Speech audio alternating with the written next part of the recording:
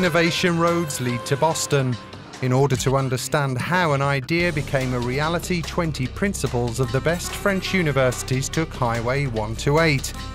They spent a week in Boston, which is the home of Harvard, MIT and Babson, and the new kid on the block, the WYSS Institute. But why WYSS? WYSS is at the frontier of two areas of innovation which are absolutely extraordinary today: cells, genes and biotech, which are the strong point here on the east coast of the US, together with digital technology. And the combination of that is enthralling. You're obliged to work together with people you'd never worked with because they come from disciplines completely different from yours. So we're on a cutting edge of a technological model which can change our lives dramatically. We want to see how they work and how they implement this kind of project. An example is a new material which could replace plastic in our lives. It's called Shrilk. It's a low-cost and biodegradable multi-purpose product which can be used in medicine and other areas. Javier Fernandez, co-creator, explains that it all comes from an innovative way of working, an interdisciplinary one that they call collaboratories.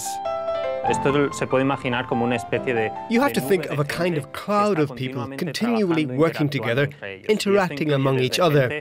And that includes people coming from maths, physics, biology. So they work together and they're given freedom and resources to test new things. It's a kid's dream. To be here is like a Disney World for scientists.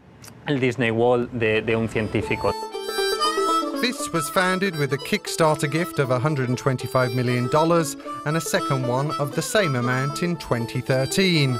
Good ideas will get support here. That's the case for organs on chips. Real human organs with a chip on them to avoid, for instance, having to test drugs on animals. So, for example, we have a human breathing lung on a chip.